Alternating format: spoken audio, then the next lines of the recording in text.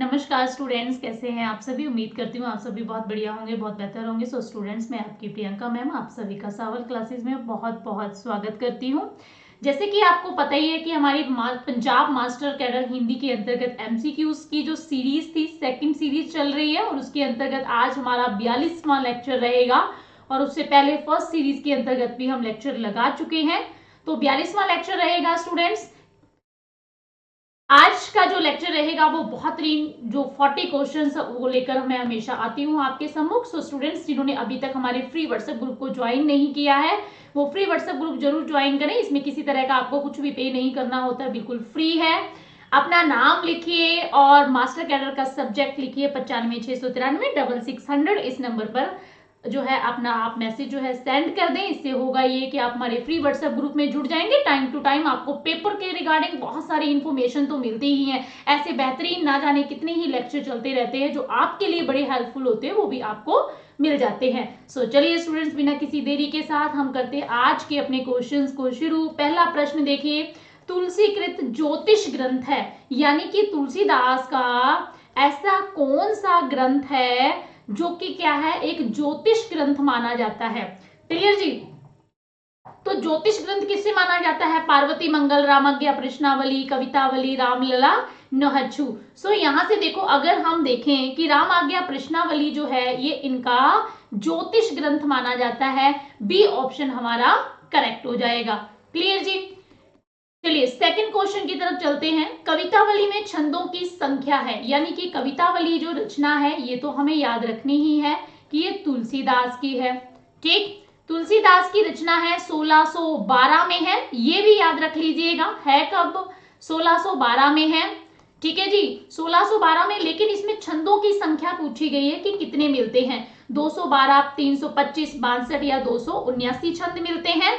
सो देख लीजिएगा, इसका राइट आंसर क्या रहेगा कि कवितावली में 325 छंदों की संख्या मिलती है। तो बी ऑप्शन फिर से हमारा करेक्ट हो जाएगा। क्लियर जी। हाँ जी, नेक्स्ट क्वेश्चन देखते हैं कि क्या है। तुलसीकृत मानस, थर्ड क्वेश्चन, तुलसीकृत मानस, मानस यानी कि यहां पर बात हो रही है रामचरितमानस। रामचरितमानस, तुलसीकृत मानस को किसको सुनाया था? यानी कि तुलसीदास ने मानस जो उनकी रचना है यानी कि रामचरितमानस सर्वप्रथम किसे सुनाई थी? बाबा राधाचरण दास को, रहीम दास, रसलीन या रसखान को। ये चार ऑप्शन हमारे सामने है। ऐसे ही हमें पेपर में भी चार ऑप्शन देखने को मिलते हैं, तो हमें ये बताना होगा कि सबसे पहले उन्होंने किसे सुनाया था। तो याद रखिएगा, अभिन्न मित्रों में गिने जाने वाले रसखान, इनको सुनाया था। ऑप्शन नंबर डी हमारा करेक्ट हो जाएगा। क्लियर जी। सूर अपनी बंद आंखों से वात्सल्य का कोना कोना झांक आए थे, ये कथन किसका है? यानी कि सूरदास के लिए ये बात किसने कही है कि सूर यानी कि सूरदास जी अपनी बंद आंखों से, अंधे थे वो, कि वात्सल्य का कोना कोना झांक आए थे। आचार्य शुक्ल ने कहा है, हजारी प्रसाद द्विवेदी, लाला भगवान दीन या इनमें से कोई नहीं। सो स्टूडेंट्स, आपका राइट आंसर क्या हो जाएगा? आचार्य शुक्ल का कथन है ये कि सूर अपनी बंद आंखों से वात्सल्य का कोना कोना झांक आए थे। बहुत ही इंपॉर्टेंट तथ्य है, ए ऑप्शन आपका बिल्कुल करेक्ट हो जाएगा। नंददास कृति नहीं है, तो क्वेश्चन नेगेटिव में आया है कि कौन सी इनमें से नहीं है। वीरे मंजरी, रास पंचाध्यायी, सिद्धांत पंचाध्यायी, नगर शोभा। चार ऑप्शन है, चारों में से हमें बताना होगा। तो देखिए, वीरे मंजरी भी नंददास की है, रास पंचाध्यायी भी है, सिद्धांत पंचाध्यायी भी है, लेकिन नगर शोभा जो रचना है वो इनकी नहीं मिलती है। तो हमारा डी ऑप्शन जो है वो बिल्कुल करेक्ट हो जाएगा, क्योंकि नंददास ने बहुत सारी रचनाएं लिखी हैं, नगर शोभा जो है वो इनकी कृति नहीं मिलती है। नेक्स्ट क्वेश्चन की तरफ बढ़ते हैं और देखते हैं छठा प्रश्न। वर्वे नायिका भेद कृति है, मंचित कवि है, मंजित कवि है, कवि मंचित, कवि मंचित, जयदेव, रहीम या छीत स्वामी।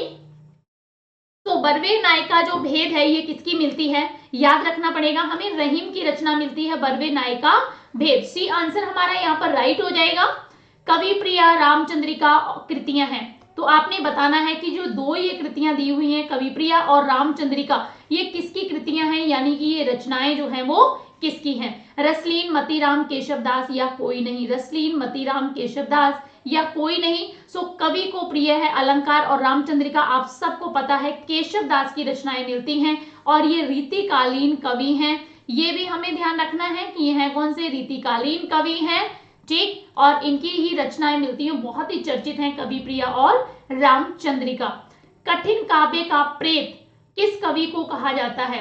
तो क्वेश्चन, कठिन काव्य का प्रेत किस कवि को कहा जाता है? अज्ञेय को, आचार्य शुक्ल को, चिंतामणि को या केशव दास को कहा जाता है? चारों ऑप्शंस आपके सामने हैं कि किसे कहा जाता है। तो कठिन काव्य का प्रेत क्यों कहा जाता है?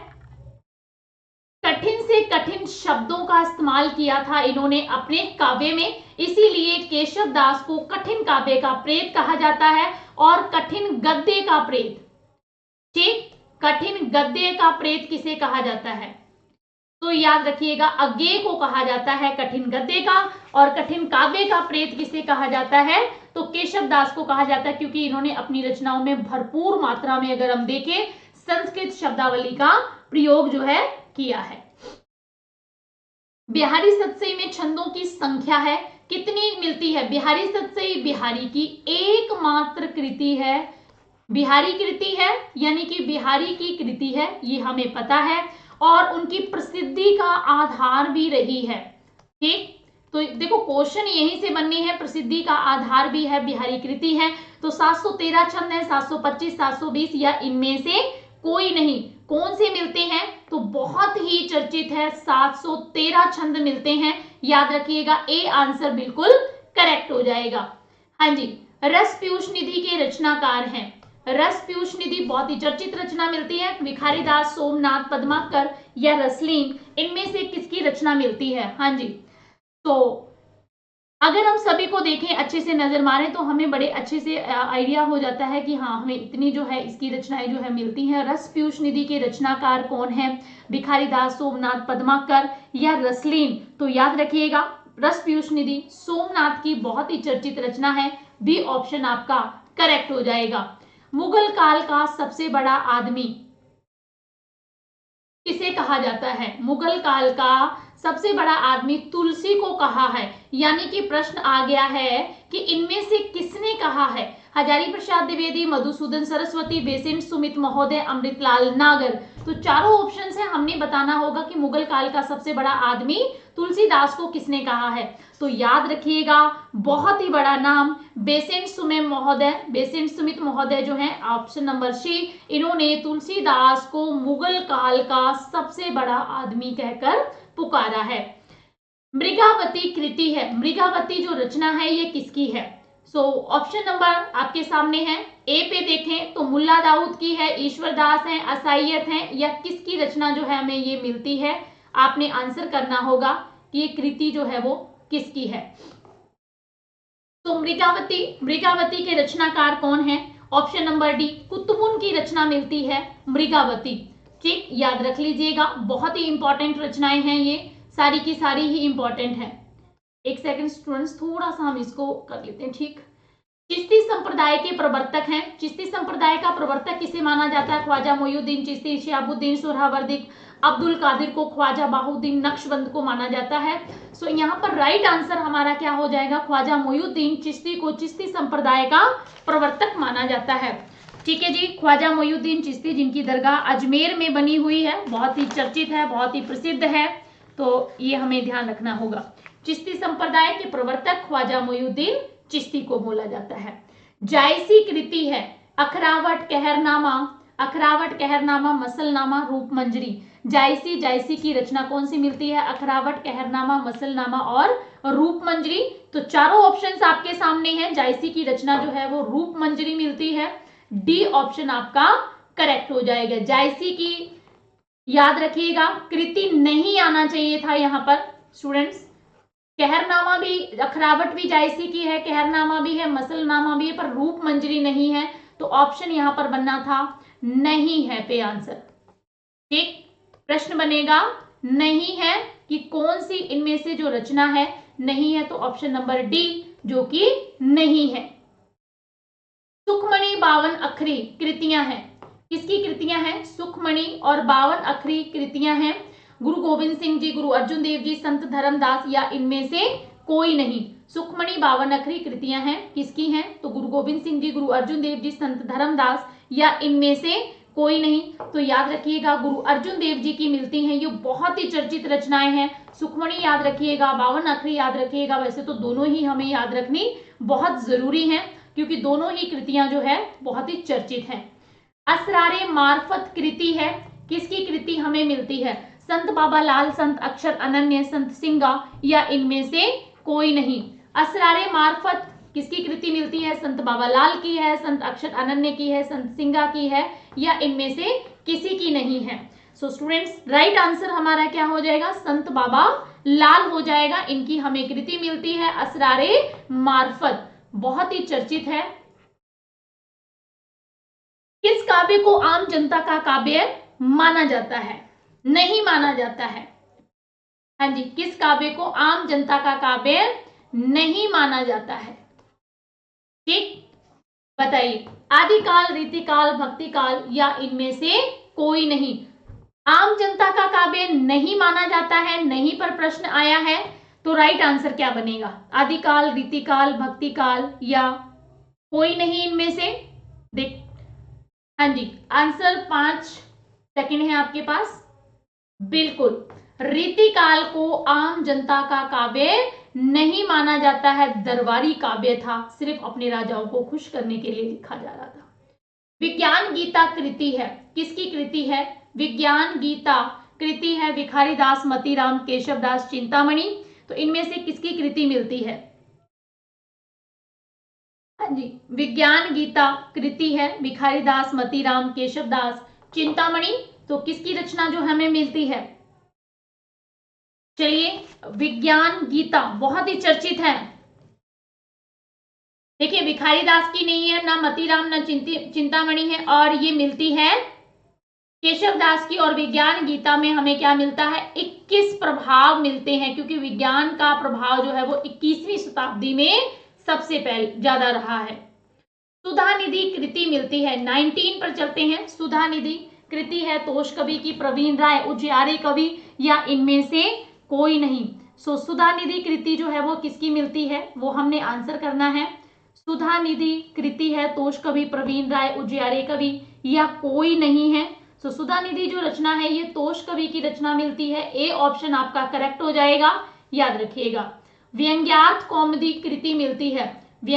व्यंग्यार्थ कौमुदी कृति जो है वो किसकी मिलती है? प्रताप शाही की है, पद्माकर है, भिखारी दास है या इनमें से कोई नहीं है। तो व्यंग्यार्थ कौमुदी जो कृति हमें मिलती है, याद रखिएगा, ये बहुत ही चर्चित रचना है, प्रताप शाही की रचना मिलती है व्यंग्यार्थ कौमुदी। ए ऑप्शन आपका करेक्ट हो जाएगा, बहुत बढ़िया।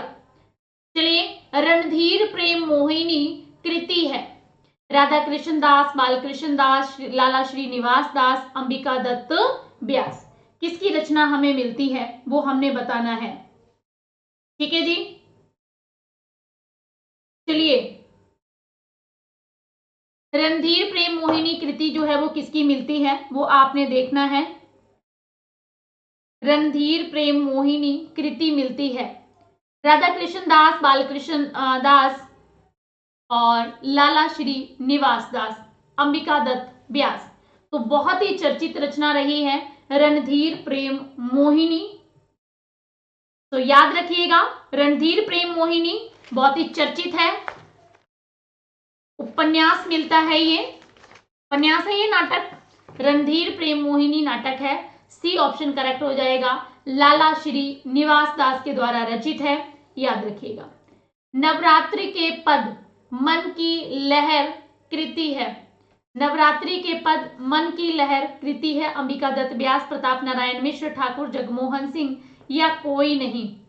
नवरात्रि के पद मन की लहर, दो रचनाएं हैं। नवरात्रि के पद मन की लहर कृति है अंबिका दत्त व्यास, प्रताप नारायण मिश्र, ठाकुर प्रसाद, ठाकुर जगमोहन सिंह या इनमें से कोई नहीं।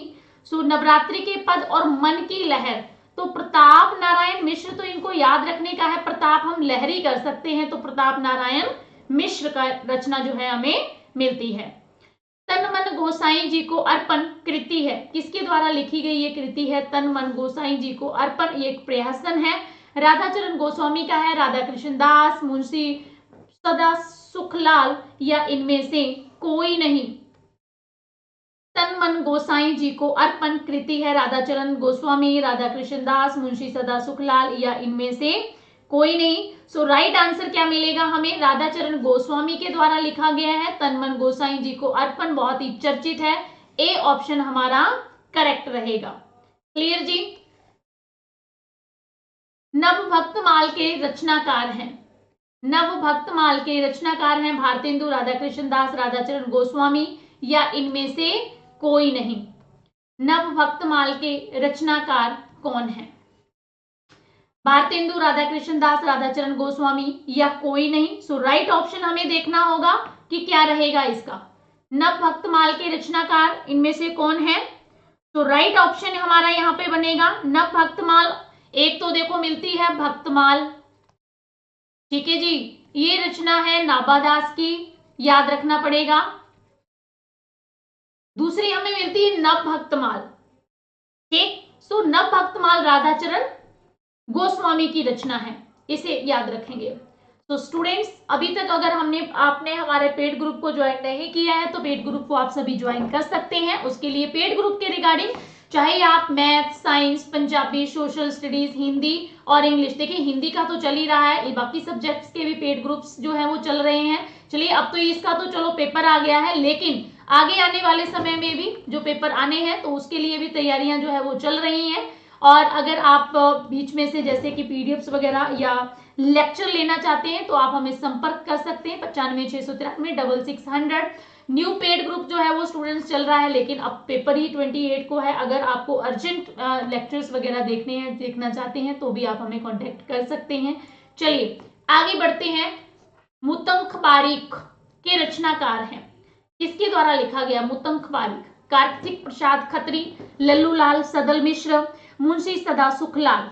तो 4 ऑप्शन है, चारों में से आंसर देखते हैं क्या रहेगा। 15 सेकंड का आपको मैं समय देती हूं, उसमें से आप आंसर सोचिए और फिर मैं आपका आंसर बताती हूं।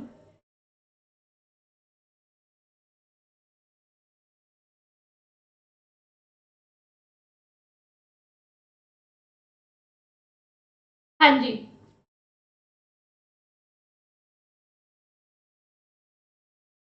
बिल्कुल, मुतंख बारिक रचना के रचनाकार हैं, याद रखिएगा, बहुत ही चर्चित है। मुतंख बारिक मुंशी सदा सुखलाल की रचना है। डी ऑप्शन हमारा करेक्ट हो जाएगा, ठीक है जी। हे मेरी तुम काव्य कृति है, किसकी काव्य कृति मिलती है? केदारनाथ सिंह, केदारनाथ अग्रवाल, नागा अर्जुन या इनमें से कोई नहीं। हे मेरी तुम काव्य कृति है, केदारनाथ सिंह की है, केदारनाथ अग्रवाल, नागा अर्जुन की है या इनमें से कोई नहीं। तो राइट आंसर क्या बनेगा आपका, वो आप आंसर कर सकते हैं। हे मेरी तुम, हाँ जी, काव्य कृति है, किसकी काव्य कृति मिलती है? सो याद रखिएगा, केदारनाथ अग्रवाल की रचना मिलती है हे मेरी तुम, बहुत ही चर्चित है। कितनी नावों में कितनी बार कृति है? आपके पास 15 सेकंड का समय है, जल्दी से आंसर करेंगे। कितनी नावों में कितनी बार कृति है, किसकी कृति जो है वो हमें मिलती है? कितनी नावों में कितनी बार? अगे, नागार्जुन, मुक्तिबोध, भवानी प्रसाद मिश्र। चलिए आंसर करिए जल्दी से। कितनी नावों में कितनी बार किसकी कृति जो है हमें मिलती है? अगे, नागा अर्जुन, मुक्तिबोध, भवानी प्रसाद मिश्र। सो स्टूडेंट्स, आपका राइट ऑप्शन जो रहेगा वो रहेगा कितनी नावों में कितनी बार, अगे की रचना है। ए ऑप्शन आपका करेक्ट हो जाएगा। अगला क्वेश्चन 28, चकमक चिंगारियां। चकमक चिंगारियां काव्य कृति के कृतिकार हैं, कौन है? भवानी प्रसाद मिश्र, मुक्तिबोध, अगे, उदय प्रकाश। भवानी प्रसाद मिश्र, मुक्तिबोध, अगे, उदय प्रकाश, कौन मिलता है इसका रचनाकार? आपने आंसर करना है जी। चकमक चिंगारियां काव्य कृति के कृतिकार हैं भवानी प्रसाद मिश्र, मुक्तिबोध, अगे, उदय प्रकाश। सो जो भी आपको राइट ऑप्शन लगता है आप आंसर कर सकते हैं जी। चकमक चिंगारियां काव्य कृति के कृतिकार हैं कौन मिलते हैं काव्य कृति के इसके कृतिकार? तो स्टूडेंट्स राइट आंसर हमारा हो जाएगा मुक्तिबोध, बी ऑप्शन हमारा करेक्ट हो जाएगा। चकमक चिंगारियां इनके द्वारा लिखा गया बहुत ही चर्चित है, कृति है। चलिए नेक्स्ट क्वेश्चन, नागरी तेरी यही दशा बहुत ही चर्चित कृति है, किसकी मिलती है? हजारी प्रसाद द्विवेदी, महावीर प्रसाद द्विवेदी, केदारनाथ सिंह या इनमें से कोई नहीं? हाँ जी, नागरी तेरी यही दशा कृति मिलती है हजारी प्रसाद द्विवेदी, महावीर प्रसाद द्विवेदी, केदारनाथ सिंह या इनमें से कोई नहीं। 20 सेकंड का समय है आपके पास। हर क्वेश्चन में मैं आपको 15 से 20 सेकंड का समय दूंगी, उसमें आपने आंसर करना होगा।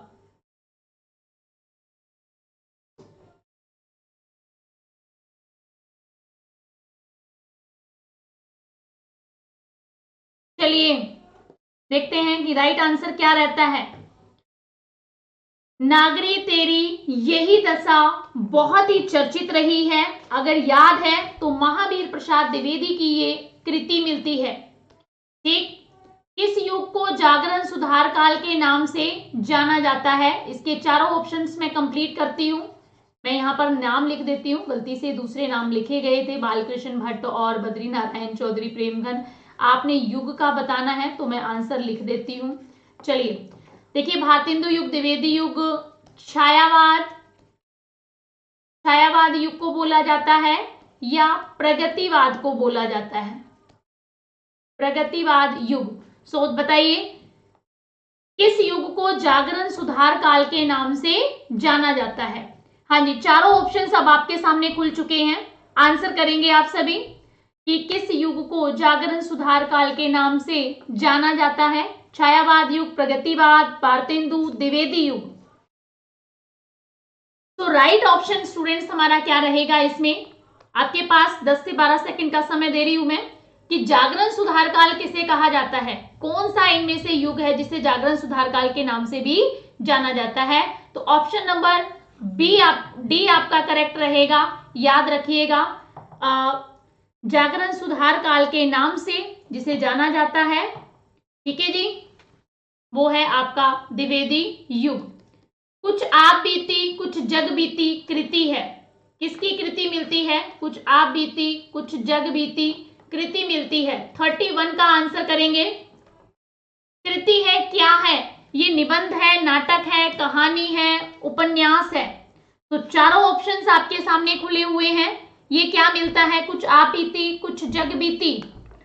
कृति आपने बतानी है कि इसकी विधा कौन सी है, निबंध है, नाटक है, कहानी है, उपन्यास है, कौन सी विधा रहेगी वो आपने आंसर में देना है।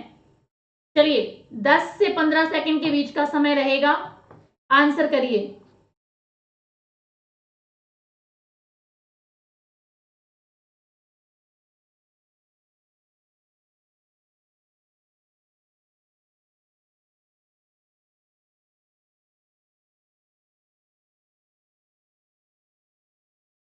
ठीक है जी, तो स्टूडेंट्स बिल्कुल राइट आंसर क्या हो जाएगा?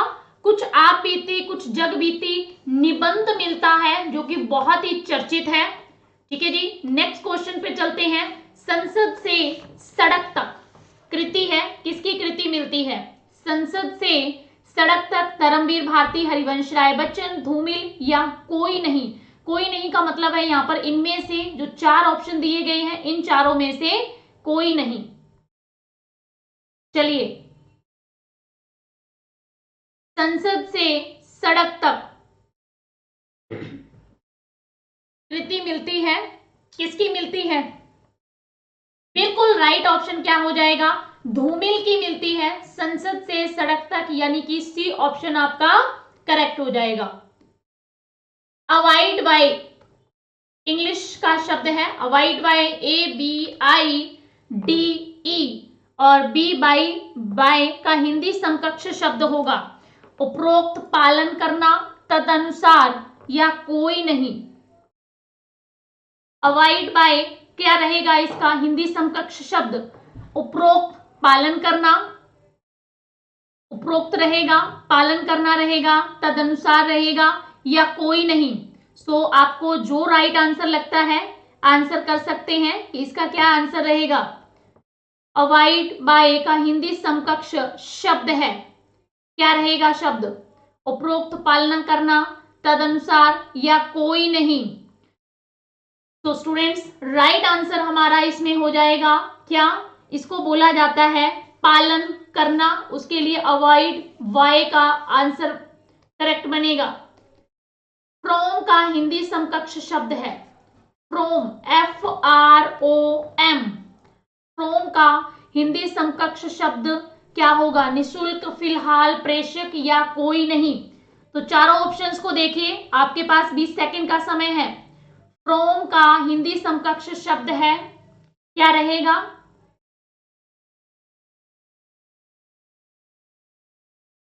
फ्रॉम का हिंदी समकक्ष शब्द क्या रहेगा? हाँ जी, निशुल्क, फिलहाल, प्रेषक या कोई नहीं। निशुल्क, फिलहाल, प्रेषक या कोई नहीं। निशुल्क, फिलहाल, प्रेषक या कोई नहीं, क्या रहेगा?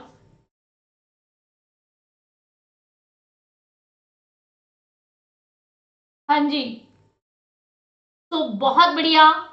देखिए, फ्रॉम का हिंदी समकक्ष हमने चुनना था, इसको प्रेषक बोला जाता है, यानी कि सी ऑप्शन ही हमारा यहां पर करेक्ट होगा। शिवराज भूषण कृति है, किसकी कृति मिलती है? चारों ऑप्शंस को ध्यान से देखिए, भूषण, मतीराम, चिंतामणि और देव। शिवराज भूषण कृति है, भूषण की है, मतीराम की है, चिंतामणि की है या देव की रचना है? शिवराज भूषण कृति है, किसकी कृति मिलती है?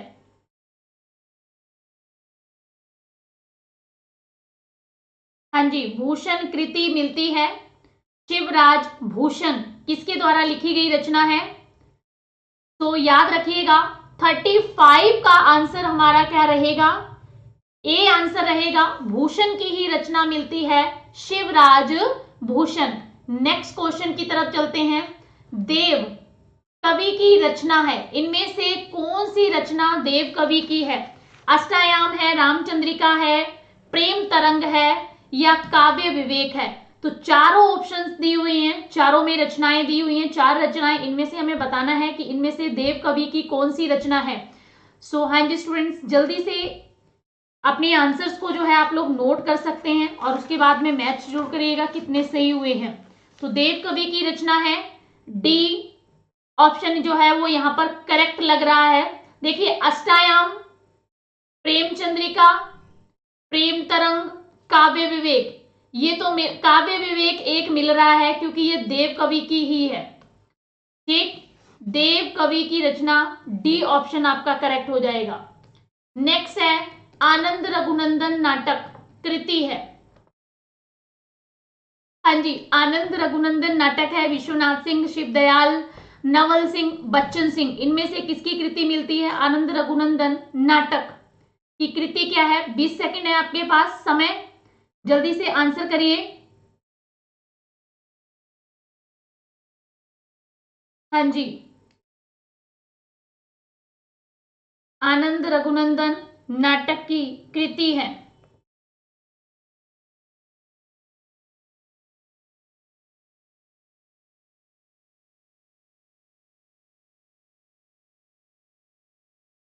हाँ जी, आनंद रघुनंदन कृति मिलती है शिव विश्वनाथ सिंह, शिवदयाल, नवल सिंह या बच्चन सिंह, किसकी मिलती है? तो बहुत ही चर्चित नाटक रहा है ये, तो याद रखिएगा आनंद रघुनंदन नाटक जो है ये मिलता है हमें विश्वनाथ सिंह का है। ए ऑप्शन हमारा करेक्ट हो जाएगा। हिम्मत बहादुर वृद्धावली रचना है, हिम्मत बहादुर वृद्धावली रचना है, किसकी मिलती है? प्रतापशाही, भिखारीदास, पद्माकर, केशवदास। प्रतापशाही, भिखारीदास, पद्माकर, केशवदास, किसकी मिलती है वो आपने आंसर कर जी, सोचिएगा। बहुत बढ़िया।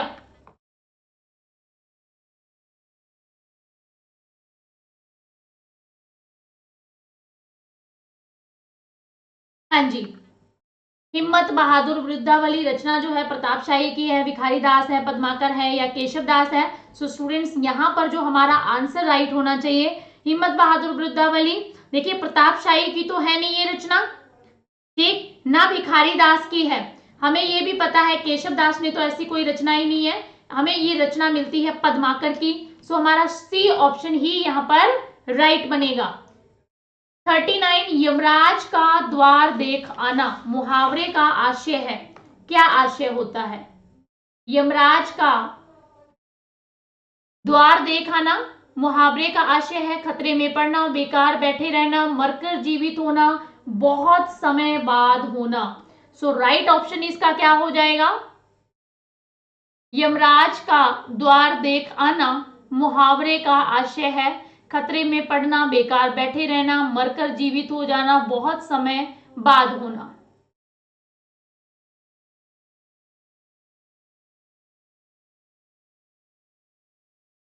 चलिए तो राइट ऑप्शन क्या रहेगा हमारा? यमराज का द्वार देख आना। यहां पर देखिए कहने का अभिप्राय क्या है, यमराज का द्वार देख आना।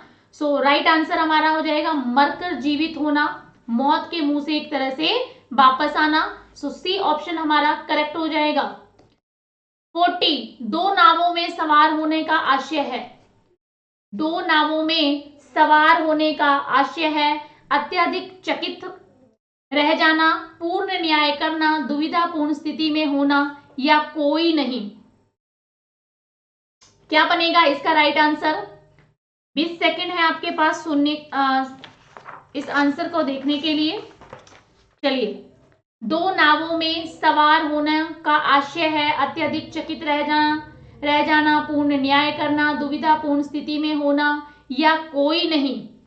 तो स्टूडेंट्स हमारा राइट ऑप्शन बनेगा कि दो नावों में सवार होने का आशय है।